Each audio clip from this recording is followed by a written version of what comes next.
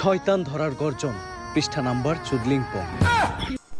লালু ভাই, এইটা আপনি কার কাছে নিয়ে এলেন? ওনারে চিনস না তুই? উনি অনেক বড় তান্ত্রিক। এই দেশে ওনার লক্ষ লক্ষ মুরিদ। উনি নতুন একটা বই লিখছে। বইয়ের নাম শয়তান ধরার গর্জন।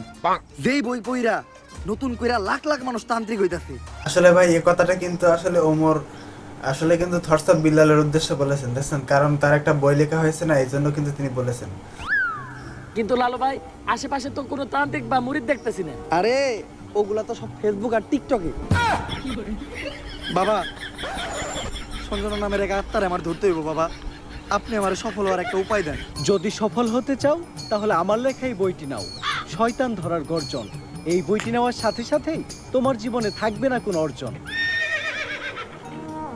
আমি কথা দিয়ে কথা রেখেছি, শয়তান আসেনি তো ফিরে। আমি শয়তান তাড়ানো গল্প লিখেছি আমার সারাটি জীবন ধরে। আমি অন্ধকারে মোমবাতি জ্বালিয়েছি, তবুও পাইনি ভূতের খোঁজ।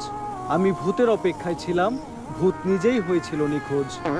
শয়তান ধরার গর্জন, পৃষ্ঠা নাম্বার চুদলিংপং। বাবা, এটা তো মন্ত্র না, ছন্দ কইলেন। মার্কেটে আপাতত ছন্দই চলে। বাবা, বইটা একটা আমার। আসলে এখানে কিন্তু আসলে থটস অফ বিল্লাল ভাইয়ের ব্যাকগ্রাউন্ড মিউজিক মানে ব্যবহার করা হয়েছে, সেখানে কিন্তু কিছু ছন্দ দেওয়া হয়েছে।